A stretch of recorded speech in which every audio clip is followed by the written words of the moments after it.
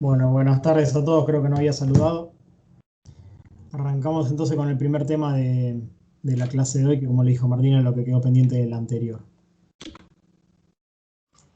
Eh, para iniciar, digamos, ya para poner en contexto incluso de lo que va a ser, como le decía Martín, la clase, la humedad del suelo, el contenido, o sea, el concepto de qué es la humedad en el suelo y cómo se mide su contenido, es el puntapié inicial para hacer un balance, como dijo Martín, aunque el balance incluye varias cosas más.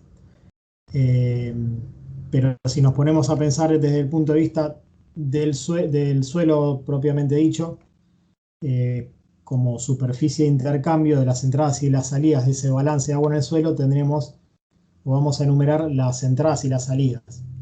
Las entradas podemos dividir en dos, las que se nos vienen a la mente, digamos, como en primera instancia, que son la precipitación o el riego, si es que tengo un sistema de riego, que lo podemos llamar como algo convencional, y como no convencional, la nieve y el granizo, que, bueno, lo consideramos como no convencional porque dependiendo de la zona, pero generalmente en lo que es llanura pampeana, que es el área que nos incumbe más a nosotros, o Chaco Pampeana, son eventos obviamente un poquito más raros que la precipitación en sí, y en la forma de ingresar al suelo es diferente, porque como vimos, el granizo y la nieve son formas de precipitación de cristales o de sólidos que para que ingrese al suelo, como agua, primero tiene que derretirse, ¿no?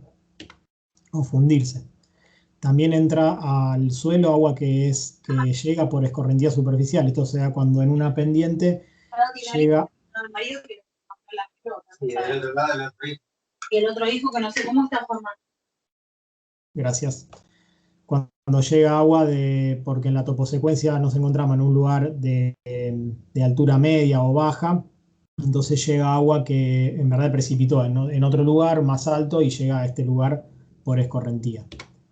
También hay una escorrentía subsuperficial asociado a- a capas de textura de suelo arcillosa. Eso lo dejamos para edafología, pero sepan que hay escorrentías subsuperficiales. Y después tenemos lo que son las salidas. Básicamente la salida es por infiltración, drenaje o percolación, que son salidas hacia la profundidad del suelo. Tenemos otra entrada que puede ser por ascenso freático de la napa. Y tenemos la salida más convencional, o la que vamos más a ver nosotros en lo que es el balance, la evaporación o la evapotranspiración. O, o si ves una u otra en mayor medida de acuerdo a la cobertura del vegetal que haya en el suelo. Ahora bien, ya sea cual fuere la forma en que el agua llega al suelo, el suelo nosotros lo tomamos como un sistema heterogéneo que está constituido por la fase aire, agua y sólido. Después podemos decir si el sólido es orgánico o inorgánico, no viene al caso. ¿Y en cuál de estas fases se va a incorporar el agua? El agua se va a incorporar a la fase, o va a tomar el lugar que en principio tiene la fase de aire. Acá estas proporciones que mostramos acá son en un suelo teórico ideal, si se quiere. Pero, pero de acuerdo al contenido de agua en el suelo, ese 25% de aire puede estar presente o no. Después vamos a ir viendo de qué forma el agua va ocupando ese 25% que teóricamente tiene las fases la proporción de aire en el suelo, ¿no? Distinta proporción de sólido y poro dan como resultado distintas densidades aparentes, y acá les acerco el concepto de densidad aparente porque es una variable que vamos a usar para un cálculo importante a tener en cuenta en los balances. Y bueno, ahí tienen una tabla que de acuerdo a la textura, si es arenosa, si es franca o si es arcillosa, qué densidad aparente o qué rango de densidad aparente nos podemos encontrar. La proporción de sólidos y poros en el suelo se lo denomina alfa, o como nosotros lo vamos a denominar como alfa, que es esa proporción. Y como le decía, la cantidad de agua presente en el espacio poroso determina el contenido de humedad del suelo. Eh, Así como yo le dije que el agua que ingresa va a ocupar el espacio poroso, o sea, va a ocupar en el caso del gráfico que les estoy mostrando, puede ocupar ese 25% que era aire. La salida de agua del suelo, si se deseca al máximo, va a salir también de, por ejemplo, de ese 25% que tengo de agua. Entonces, en algún momento puedo tener 50% sólido y 50% aire, o 50% sólido y 50% agua. Obviamente, el espacio que ocupa el sólido nunca va a estar ocupado por agua por una cuestión física, que no van a poder ocupar el mismo lugar en el mismo momento. Entonces, bueno, lo importante acá es que la dinámica de entrada y salida de agua del suelo se da a través de la entrada y salida del agua del espacio poroso, que puede estar ocupada en mayor o menor proporción por aire o por agua. Algunas definiciones previas de las que vamos a hablar, en algunas más, en otras menos, porque lo van a ver en EDAFO. ¿A qué nos referimos cuando decimos suelo saturado? Bueno, cuando la máxima cantidad de agua que puede contener el suelo es la que está en ese momento, es decir, cuando todo el espacio poroso está ocupado por agua. Si yo le agrego una gota más a ese suelo, pasa de estar saturado a estar inundado. ¿Y cómo lo percibo eso? Porque ya empieza a formarse lo que nosotros conocemos como un charco, ¿no? Pisamos un lugar, un suelo que está saturado. ¿Sí? ¿Alguien habló? No. Si pisamos un suelo saturado, en teoría no deberíamos ver agua libre en la superficie. Pero si pisamos un suelo saturado, vemos ya el agua por sobre la superficie del suelo. Después tenemos agua gravitacional, que es el contenido de agua que se encuentra en forma transitoria. ¿Por qué? Porque al ser gravitacional se pierde el perfil por gravedad, por percolación, por drenaje, o todos esos métodos que teníamos, que vimos. Después tenemos el agua capilar, que es el agua retenida por la fuerza de capilaridad. Después repasen de física qué es la capilaridad. Y el agua higroscópica, que es la cantidad de agua que puede absorber un suelo completamente seco en un ambiente saturado de humedad. Acá intervienen fuerzas de cargas de las partículas del suelo y del agua, que es una molécula polar. Vamos a ver ahora la clasificación de agua desde el punto de vista físico, que es lo que a nosotros nos permite conocer cómo entra y sale el agua del suelo. Como yo le decía, si yo tengo todos los poros, acá, bueno, en este gráfico estamos representando lo marrón o rojo, no sé cómo lo ven ustedes, como el sólido, y el resto es lo que estaría ocupando en este esquema el agua. Si todo el espacio poroso está ocupado por agua, es lo que teníamos, que yo les nombraba, el suelo saturado. Si se empieza a ir el agua gravitacional, esa que se pierde por gravedad, tenemos de flujo rápido y flujo lento, de acuerdo a cuánto dura el perfil, no es importante en este momento, después les muestro una tabla, pero no nos detenemos ahora. Cuando se empieza a perder agua, lo primero que se pierde entonces es el agua gravitacional. Primero la de flujo rápido, que está muy poco tiempo en el suelo, prácticamente cuando deja de llover puede estar algunas horas más, y la de flujo lento, que está un poquito más de tiempo retenida. Después queda el agua capilar, que es la que está retenida en el espacio capilar que se forma entre las partículas del sólido. Y después, por último, queda retenida el agua higroscópica, que es la que está retenida en las partículas del sólido por estas fuerzas que yo le decía, en las cuales intervienen las cargas de las partículas, con las cargas de las partículas del sólido y las cargas de la molécula del agua. Si yo lograra sacar esa agua higroscópica, el suelo quedaría completamente seco. El suelo completamente seco es muy difícil de lograr, o en verdad se puede lograr, pero es difícil de mantener, porque por definición el agua higroscópica era aquella agua que absorbía el sólido del suelo cuando se encontraba en un ambiente donde había humedad relativa. Y la humedad relativa, en mayor o menor medida, siempre vamos a tener, entonces siempre va a haber una cantidad de agua higroscópica que a mí me va a dificultar mantener un suelo completamente seco. El suelo completamente seco lo podemos lograr generalmente en laboratorio por un secado en estufa, que después vamos a ver en qué instancia lo utilizamos. Acá, bueno, lo que yo le decía, que no nos vamos a detener mucho, que en qué tipo de poros se encuentra cada una de las aguas que vimos en la diapositiva anterior, de acuerdo a la clasificación física. Mayores a 30 micras y no queda retenida en el suelo es la de flujo rápido, entre 8 y 30 micras y que está retenida entre 0,3 y 1 atmósfera la de flujo lento. El agua capilar, que está retenida entre 1 y 15 atmósferas, la que es absorbible por las plantas, que están en poros o capilares de entre 0,2 y 8 micras, y la no absorbible, que está retenida entre 15 o 30 y 30 atmósferas de tensión, o sea, con esa fuerza está retenida la molécula agua en el sólido. Y cuando está retenida esa fuerza, o sea, entre 15 y 30 atmósferas o más, la planta no tiene capacidad de extraerla para su utilización biológica, por lo cual se la clasifica como agua capilar no absorbible. Y está en capilares menores a las 0,2 micras. Micras es micrómetros, es la abreviación de micrómetro, es una unidad de distancia en este caso. Y el agua higroscópica, como le decía, está retenida por la interacción de cargas eléctricas.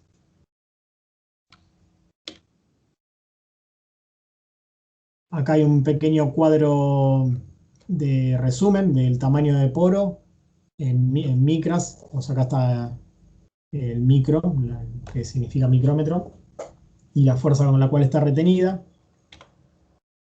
Y vamos a la clasificación del agua desde el punto de vista agronómico, que es lo que más nos interesa a nosotros por la aplicación que le vamos a dar en las fórmulas que vamos a utilizar en la práctica para los ejercicios, pero que ustedes obviamente lo van a usar en resoluciones prácticas de su vida profesional tranquilamente. Imagínense que este rectángulo es el envase suelo. Ahí está metido el sólido, el líquido y el aire. De acuerdo a la cantidad de agua que tenga, va a haber menor o mayor proporción de uno y otro. Perdón, tomo un poco de agua.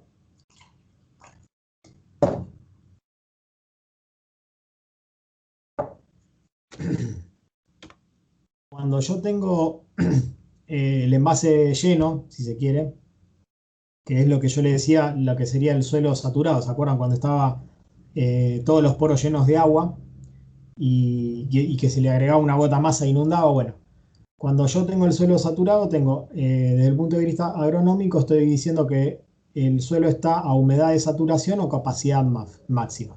Estas abreviaciones tienen que ver con el nombre en inglés. Cuando del perfil se fue el agua gravitacional de flujo rápido, ¿se acuerdan esa que estaba retenido muy poco tiempo? Estamos en lo que es capacidad de campo. Esta capacidad de campo es un parámetro que ustedes lo van a ver bastante a lo largo de la carrera, porque es el agua que a la planta le cuesta menos aprovechar o absorber. El agua gravitacional de flujo rápido, la planta no la aprovecha, no porque no la pueda absorber, porque no tiene fuerza para absorberla, sino porque está poco tiempo en el perfil. Entonces, como que prácticamente no la consideramos, salvo para algún mecanismo de absorción de la semilla, pero tengan en cuenta que es rápido. Entonces, por eso quizás no lo tenemos en cuenta.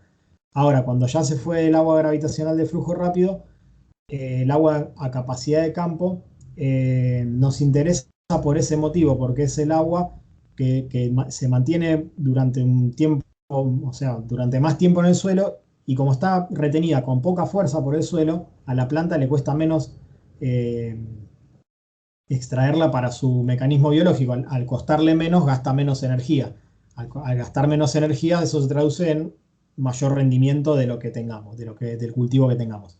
Entonces, a mí lo que me conviene es tener el suelo lo más cercano a capacidad de campo la mayor cantidad de tiempo posible, al menos en el ciclo del cultivo. Después para la cosecha y otros procesos posteriores es otro tema. Y como contrapunto a eso tenemos el agua en el suelo retenida a capacidad marchitez permanente, la capacidad de la marchitez permanente. En esa instancia la planta ya no es capaz de extraer agua del suelo, por lo cual se entra en un desbalance hídrico interno y muere por no poder absorber más agua. Entre la capacidad de campo y la capacidad de marchitez permanente, el agua desde el punto de vista físico que tenemos es el agua gravitacional de flujo lento y el agua capilar absorbible. Obviamente no es lo mismo, como yo les decía, si imaginándonos que esto es un envase, tener el envase por acá que tener por acá.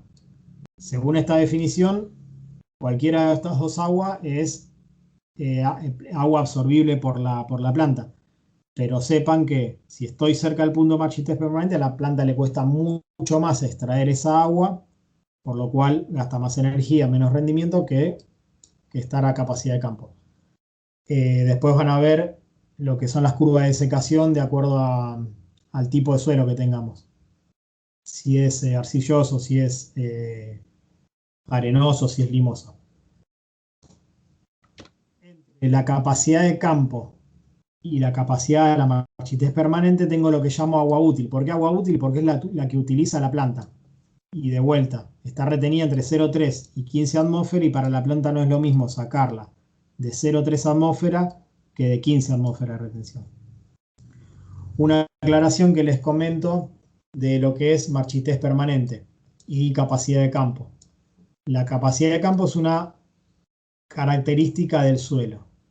La marchitez permanente nosotros lo vemos como una clasificación o como una referencia de qué cantidad de agua tiene el suelo, pero en verdad es una característica de la planta. La marchitez permanente, cómo se... Bueno, no voy a explicar cómo se obtiene ese parámetro en una planta, pero sepan que la experimentación dice que si yo a una planta entra en marchitez y cuando yo la vuelvo a introducir en un ambiente saturado de humedad, se recupera esa marchitez, es porque no está en marchitez permanente. La planta todavía tenía sistemas activos como para recuperar la turgencia en un ambiente saturado. Ahora, cuando la planta está en un nivel de marchitez que yo, poniéndolo en un ambiente saturado, no se recupera esa marchitez, ahí es cuando estamos hablando de una marchitez permanente.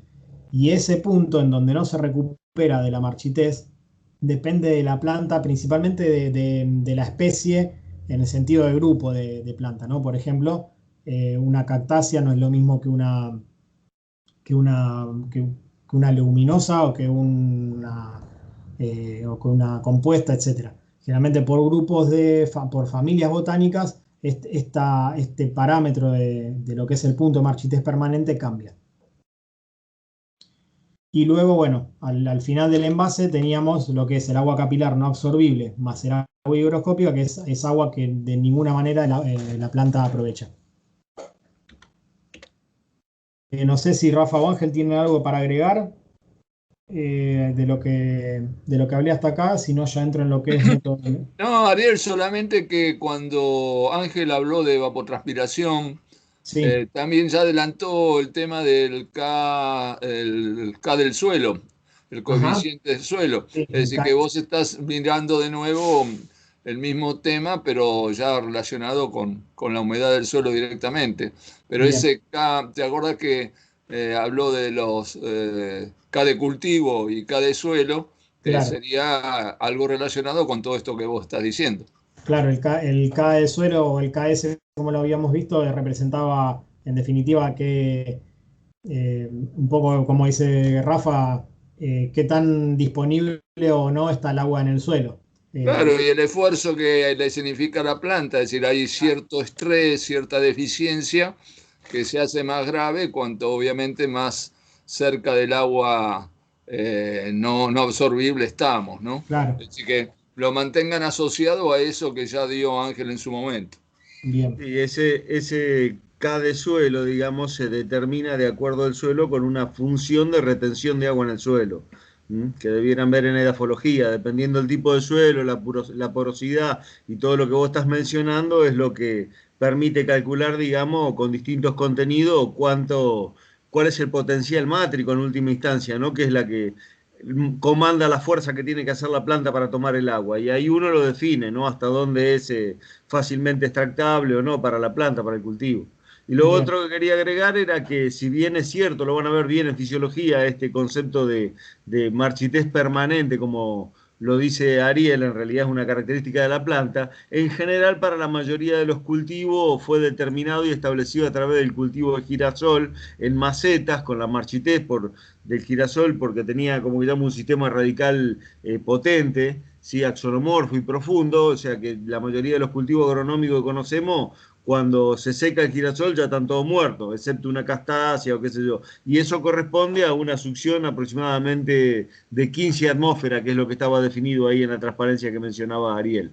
De ahí sale ese número de 15 atmósferas de retención. Nada más que eso, Ari. Muy bien, gracias. Avanzamos entonces en lo que es medición de contenido humedad del suelo. Como venimos haciendo en este cuatrimestre con lo que es instrumental, lo estamos explicando más que nada para caracterizar algo de la variable más que del instrumental en sí. Entonces yo ahora le voy a dar un método de medición del contenido de humedad, que es el gravimétrico, que es el más importante, porque quizás es el que uno tiene más a mano por lo sencillo que es, entre comillas. Es sencillo, pero hay que hacerlo bien, y porque es método patrón para calibrar otros sistemas de medición. ¿Qué significa método patrón? Que ustedes, si tienen un instrumental del más sofisticado que se imaginen para medir humedad de suelo, lo tienen que contrastar con este método para poder calibrar el método este sofisticado que les digo, y poder así afirmar que ustedes están utilizando bien ese método, por más moderno que sea. Pero bueno, vamos entonces a mostrarles solamente el gravimétrico, porque aparte, bueno, van a usar un concepto que surge de esto, de este método en algunos ejercicios. Hay dos formas con muestra de suelo. Es la que puse como A, que puede considerárselo como humedad actual del suelo. Obviamente uno va, toma la muestra del suelo, le aplica el procedimiento que les voy a comentar ahora, y la humedad del suelo que obtienen de este método es la humedad del suelo que había en el momento que extrajeron la muestra. Por eso es una humedad actual. Y como les decía, es el método patrón. Lo que me da como resultado es lo que se llama humedad gravimétrica, tita gravimétrico, que si bien la unidad es gramo sobre gramo, no es que sea adimensional, porque el de arriba es gramo de agua y el de abajo es gramo de suelo. O sea, no es que se tacha ni nada por el estilo. No es que se simplifica matemáticamente. Entonces, el método consta en extraer una muestra de agua, una muestra de suelo del lugar donde yo quiera hacer la determinación, perdón. Y ni bien se saca, se pesa esa muestra. Eso es lo que me va a dar el peso húmedo, porque yo considero que ese suelo, por menor cantidad de humedad que tenga, está con humedad. Entonces, ese peso de la muestra recién extraída, es el peso húmedo. Luego se lleva esa muestra a un laboratorio en donde tenemos una estufa, que es una estufa que en edafología seguramente se la van a mostrar, que llega a una temperatura de 105 grados, si no me equivoco, y se pone la muestra en esa estufa, obviamente en un recipiente metálico para que soporte el calor, y se lleva a estufa por la cantidad de horas que sea necesaria para lograr un peso constante. ¿Qué significa un peso constante? Yo vengo del campo donde saqué la muestra, lo pesé, obtuve el peso húmedo, lo llevo a la estufa y lo saco, por decir un valor de horas, lo pongo hoy y lo saco, lo puse hoy a la mañana y lo saco hoy a la tarde. 10 horas para poner una cantidad de horas X. Anoto el peso de esa muestra sacada de la estufa luego de 10 horas. Vuelvo mañana al laboratorio, saco la muestra que se siguió secando y anoto nuevamente el peso. Cuando en 3 medidas sucesivas, que las medidas sucesivas, les repito, pueden ser cada 6 horas, por ejemplo, cada 10 horas. Cuando 3 extracciones sucesivas dio un peso constante, yo considero que la estufa ya no le puede sacar más humedad a esa muestra. Entonces eso es lo que yo denomino peso constante. Ese peso constante es, ese peso constante es lo que yo voy a anotar acá como peso seco. Entonces, la determinación de la humedad gravimétrica va a ser el peso húmedo menos el peso seco, que en definitiva lo que estoy obteniendo de esta resta es el peso del agua que había en la muestra, dividido el peso seco, me está diciendo de lo que pesa el suelo o la muestra cuando está seco, qué proporción era agua.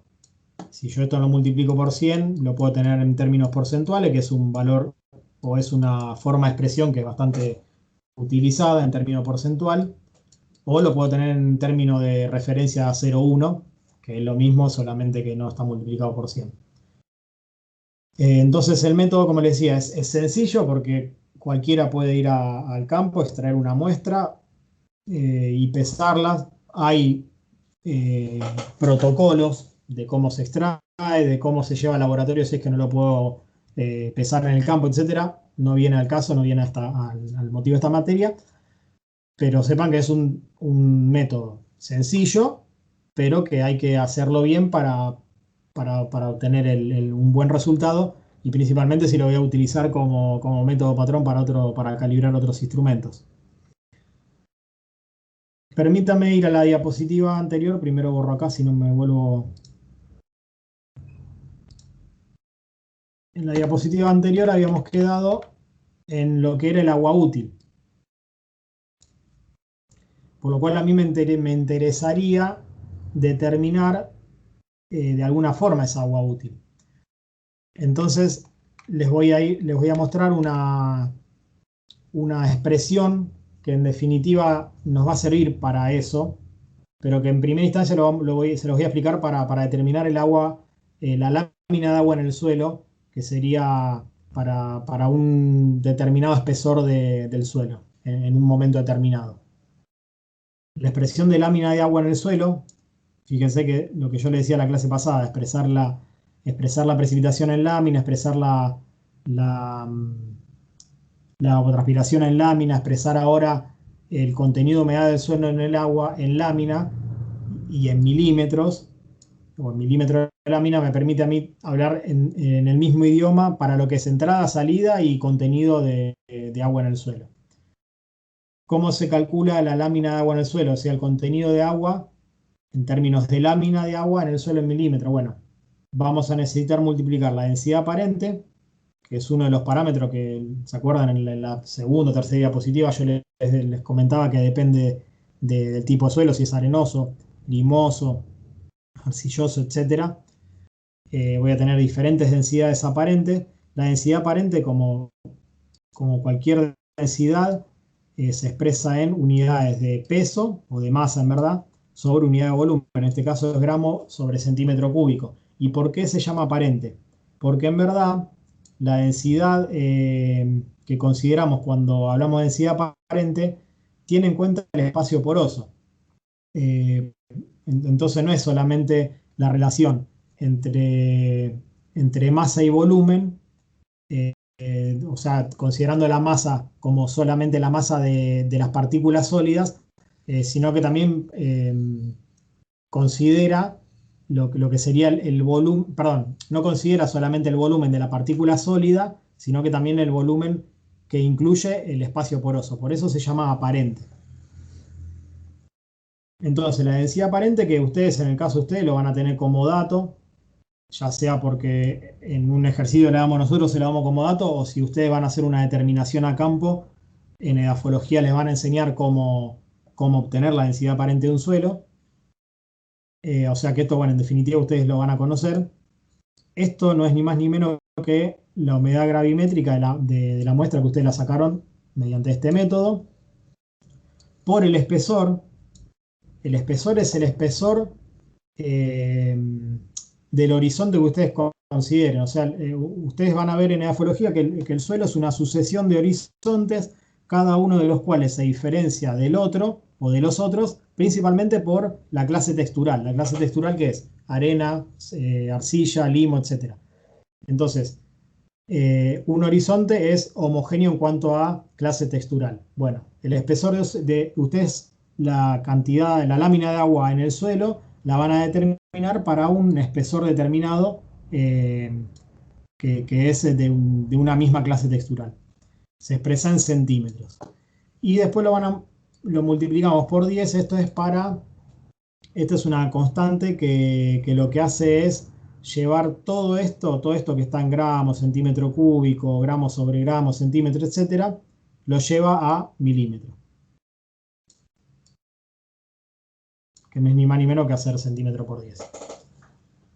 Entonces, ustedes teniendo la densidad aparente de un suelo o de un horizonte, la humedad gravimétrica determinada por gravimetría, el espesor del horizonte que ustedes quieren considerar, pueden determinar la cantidad de agua que hay en ese horizonte. La utilidad de esto, aparte de conocer la lámina de agua en el suelo para un determinado horizonte, es referido a la que yo le mostraba cuando retrocedí en la diapositiva. Si ustedes tienen la oportunidad de determinar el tita gravimétrico cuando el suelo está a capacidad de campo, porque ustedes supónganse que regaron o llovió y dejan pasar un par de horas como para dejar pasar el agua gravimétrica de flujo rápido, y van y sacan la muestra, ustedes podrían decir, bueno, saqué la muestra cuando el suelo estaba a capacidad de campo. Entonces, el tita gravimétrico que ustedes obtengan haciendo ese procedimiento es el tita gravimétrico a capacidad de campo, o sea, la humedad gravimétrica por capacidad de campo. Por lo cual, si ustedes introducen ese valor aquí, van a tener la lámina de agua en milímetros a capacidad de campo. De la misma forma, ustedes podrían hacerlo para marchitez permanente y obtener la lámina de agua a marchitez permanente. Y como yo les había dicho que el agua útil en la otra diapositiva era la que estaba contenida entre capacidad de campo y marchitez permanente, si ustedes hacen la diferencia entre la lámina de agua calculada en capacidad de campo y la lámina de agua calculada en marchitez permanente, tienen la lámina de agua útil. Que de nuevo, bueno, recuerden que no es lo mismo, o sea, ustedes saben la cantidad total de agua, pero que cuando más cercano estemos al agua a marchitez permanente va a ser más difícil de extraer, y cuando más cercana estemos a capacidad de campo va a ser más fácil de extraer. El otro método gravimétrico es con unidades porosas, Slater se llama, y después tenemos otros métodos que se basan son métodos físicos, eléctricos e incluso atómicos, que como les decía, no nos vamos a detener en cada uno, pero se los enumero, y en la guía teórica está la explicación de cómo funciona cada uno. Si a alguien le genera alguna duda, alguno en particular, lo planteamos y lo charlamos cuando ustedes quieran. Pero son tensiómetros, radioisótopos, estos son los que utilizan energía atómica, resistencia eléctrica y métodos capacitivos. Les propongo ahora entonces hacer un ejercicio para ver si les queda... Esperen que salga, está un poquito lento esto. Les propongo un ejercicio de la guía. De la guía número 4, si no me equivoco. La GTPA número 4, sí, evapotranspiración. En la parte de almacenaje de agua en el suelo. Fíjense el primero. Es bien sencillo, y aplicando la fórmula de lámina, ¿no? que les mostré recién. Les está preguntando qué contenido de agua expresado como lámina tendrá un suelo que hasta 30 centímetros de profundidad presenta, de acuerdo a una determinación gravimétrica, una humedad uniforme de 35%. Considero una densidad aparente de 1,15 gramos por centímetro cúbico. Esto es fácil. Si les doy 5 minutos lo tienen que hacer. No les tienen que llevar más tiempo que esto. Acá les resalto algo del enunciado que dice humedad uniforme de 35%. ¿Por qué? Porque está diciendo que el horizonte tiene 30 centímetros.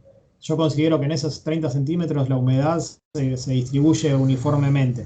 O sea, tengo 35% de humedad en todos los 30 centímetros de profundidad o de espesor del horizonte. En la realidad puede ser que no, que es quizás más abajo o más cercano a la base de ese horizonte tenga más, porque por gravedad se está yendo el agua de percolación o de drenaje, pero en términos del ejercicio lo consideramos como uniforme. Así que bueno, son y 41 y 46, que alguien abra el micrófono, o sea, abrimos el micrófono y que alguien me comente a ver qué resultado le dio y cómo lo hicimos. Y les hago un pequeño comentario de este tipo de ejercicio que en la esencia es igual que el anterior, pero considera más horizontes. Así que, y 47, bueno, y 47 hacemos el ejercicio y ya arranca Martín con el tema de la clase de hoy. ¿Estamos de acuerdo? ¿Alguna aclaración, algún comentario? Si no, ya arranquen con eso.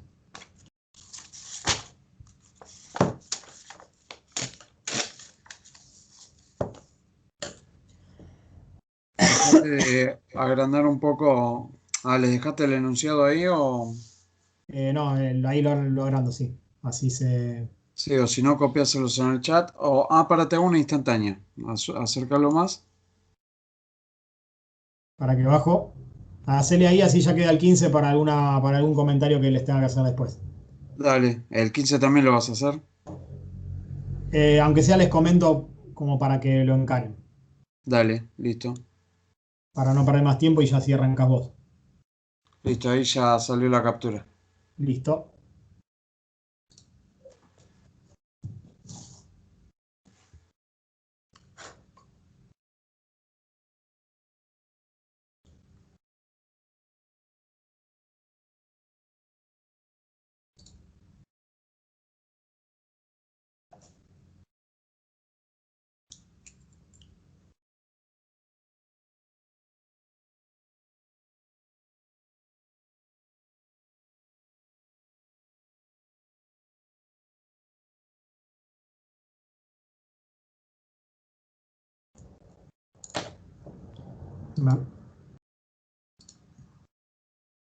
Me parece que en verdad 5 minutos es demasiado, pero bueno, vamos a considerar que alguno pueda tener alguna duda.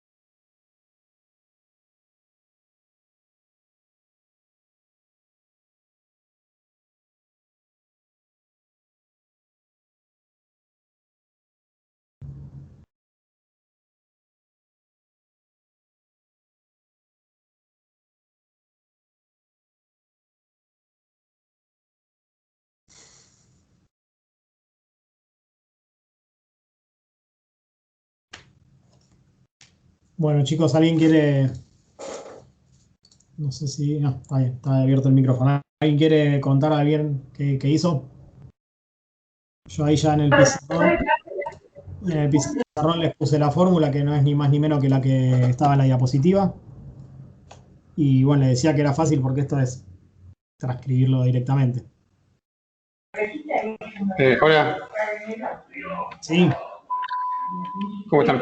Yo hice el cálculo y me dio 12,075 centímetros de lámina. bien, yo hice el cálculo y me dio lo mismo. Porque, bueno, ahí mismo está la fórmula ahí en pantalla. Y Bien. el tita es de 35 gramos, porque como la densidad de agua es 1. Bien, fíjense, ahí vale una aclaración. En verdad, en el ejercicio dice por ciento, que yo no se los aclaré eso. O sea que acá sí ya está en término adimensional y en término porcentual la humedad gravimétrica que se determinó en el caso de este ejercicio. Y yo no se los había aclarado y por eso está bueno hacer los ejercicios, es que el tita gravimétrico, en verdad, acá, para este tipo de ejercicio, lo vamos a expresar directamente en 35, en término porcentual, digamos.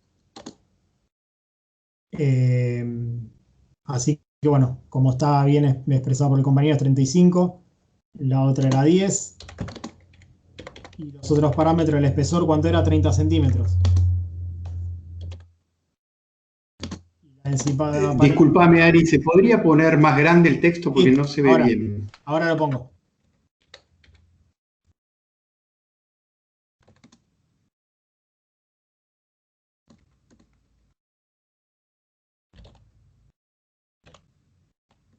Les vuelvo a aclarar lo que le dije al compañero. Si bien en el enunciado, perdón, en el enunciado está en término porcentual y nosotros en la expresión que pide la fórmula es gramo sobre gramo, lo ponemos tal cual como está en término porcentual, que es lo mismo, 35% lo ponemos así en la fórmula.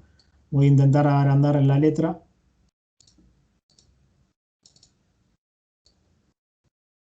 Bueno, no sé por qué, pero...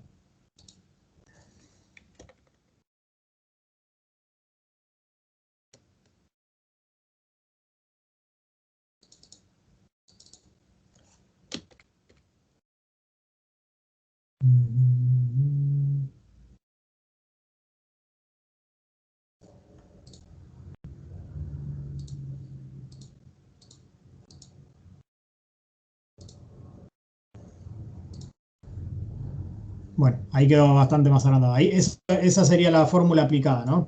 El espesor en centímetros, la densidad aparente en gramos sobre centímetro cúbico, la humedad gravimétrica es gramo sobre gramo, como les decía, ponemos el valor que nos da porcentual, y 10, que es el factor de equivalencia de las unidades, da 12,075 milímetros. Si a alguno le dio diferente, fíjese a ver qué le pudo haber errado de los valores, pero como les decía, este ejercicio es bastante sencillo. Por último, entonces, les comento un poco el ejercicio 15, que les decía, se aplica el mismo tipo de fórmula, el mismo tipo de concepto, pero que acá tienen que estar un poco más atentos a algunas cosas. Los datos que se ajuntan en el cuadro... Perdón, Ari, ¿podrías dejar un segundito más la Sí, otra lámina? dale. Gracias. Avísame cuando terminas. Dale.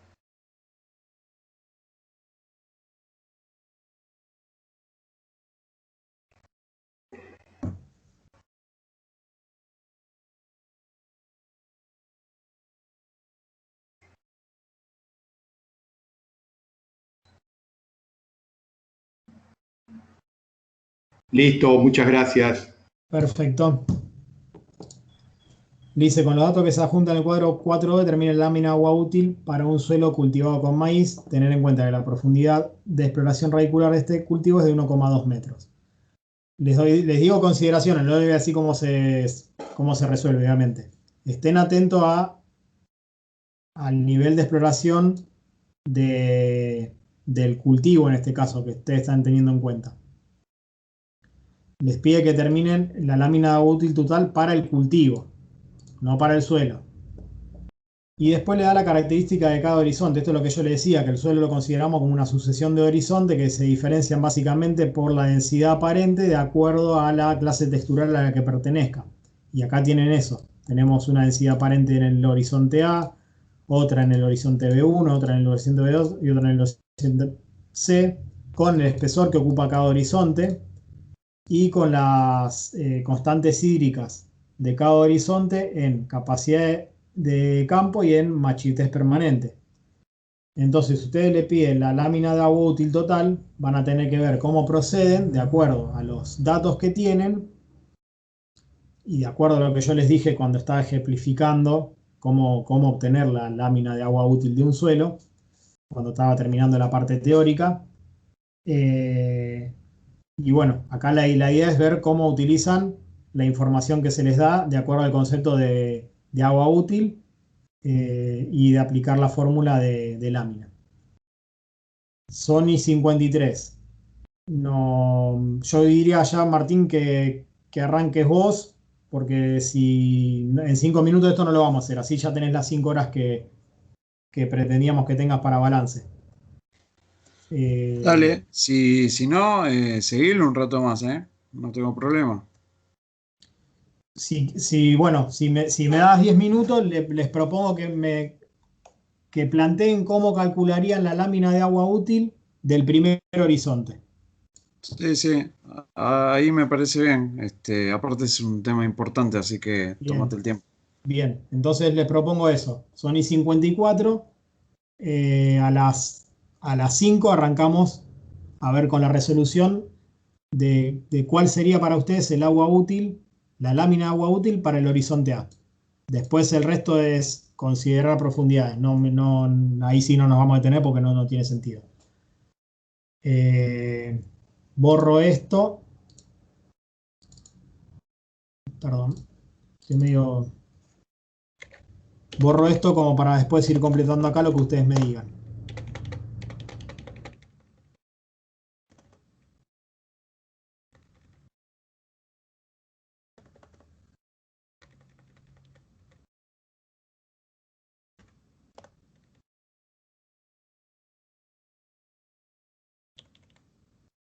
Listo, cuando alguien ya más o menos haya, bueno, hasta, como le decía, hasta las 5 le damos tiempo para alguno que se atrase un poquito más y, y si no, ahí ya me van diciendo alguien cuánto les da la lámina de agua útil para el horizonte A.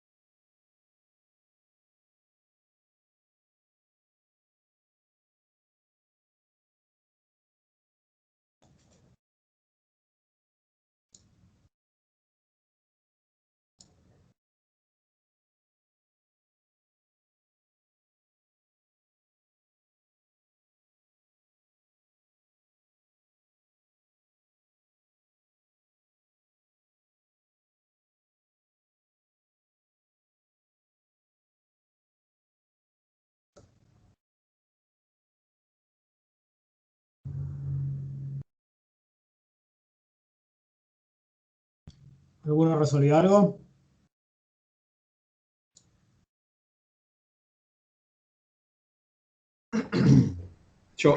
A mí me dificulta calcular el tita gravimétrico. A ver, ¿alguien lo inició al menos? Sí, yo lo inicié, pero no pude calcular el tita gravimétrico. Yo puse la fórmula de lámina para el horizonte A, que es la densidad aparente, 1,15 gramos por centímetro cúbico.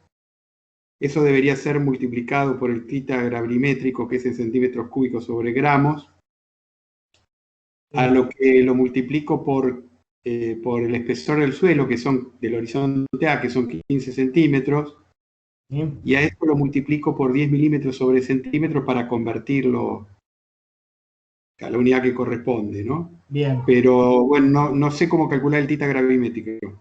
Bien, ¿nadie intentó? Yo lo hice como hace un rato, o sea, con el porcentaje.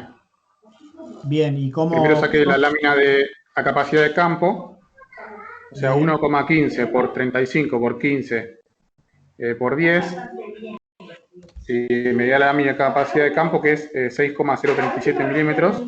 6,037. Sí. Bien. Después hice lo mismo con la lámina del punto de Marchitez, que es con 15 gramos. Esperá que lo anoto acá si les queda claro. Lámina en milímetros. En este caso es de capacidad de campo, dijiste. Sí, de capacidad de campo. Claro, ¿por qué? Porque usaste el tita gravimétrico. El porcentaje. Porcentaje de agua a capacidad de campo. Y después hiciste lo mismo, pero utilizando el porcentaje de agua a marchitez permanente. Sí, que es 15. Obviamente lo mismo para el suelo, 15 centímetros por 1,15 gramos sobre centímetro cúbico por 15 era en este caso por 10, que bueno, como es, ¿cuánto te dio? Me dio 2,587. 587 milímetros. Bien. ¿Y ahora qué hiciste? Bueno, eso se lo resté a la lámina de capacidad de campo y me queda en 3,45 milímetros, que sería la lámina útil, ¿no? Perfecto. Entonces, la lámina de agua útil sería la lámina a capacidad de campo menos la lámina en marchitez permanente. Ese es el concepto que les había pasado yo en la teoría, ¿no? Ah, bien. Ahí está. Entonces, Gracias. sería 6,037 milímetros menos 2,587 milímetros. ¿Y esto cuánto da? 3,45. Bien. Eso es una forma de hacerlo. Otra forma de hacer podrían hacer directamente, ya que esto y esto es igual en las dos fórmulas. Lo otro que podrían hacer es aplicar una sola fórmula y en la parte de humedad de gravimétrica poner 35 menos 15. ¿Entiendes? Entonces, lo que hacen ustedes es una sola fórmula con la diferencia de humedad gravimétrica. O sea, acá ponen 20 directamente, si no estoy haciendo mal la cuenta. Y les tendría que dar lo mismo. Pero bueno, ustedes háganlo como se sientan más cómodos. Esto yo se los muestro como para que tengan una forma simplificada, porque matemáticamente es lo mismo. ¿Se entendió? Claro, ahora entiendo, Ari, porque seguramente que yo justo entré tarde, así que seguramente que ahora entiendo. Le restás a la capacidad de campo el coeficiente de Marchi 3 y ahí tenés el tita, dado que gramos sobre gramos vendría a ser el porcentaje, ¿no? Claro, Porque o sea, expresado en porcentaje es lo mismo que en la fórmula lo que nos piden gramos sobre gramos. Y el concepto de lámina de agua útil es el contenido de agua en lámina, expresado en lámina, que tenemos en el suelo cuando está a capacidad de campo, menos el contenido de agua expresado en lámina que tenemos en el suelo cuando está en marchitez permanente. Y matemáticamente se resuelve así. Así Gracias. que creo que quedó claro. El resto del ejercicio, como ya les digo, es considerar la profundidad la profundidad correcta del horizonte explorado por las raíces del cultivo que están considerando. Listo. Creo que ahora sí ya quedó. No sé si alguien tiene alguna duda, si no, plantéela, pero creo que quedó bien. Dejo de compartir y ya le doy paso a Martín. Bien, Ari. Bueno, primero voy a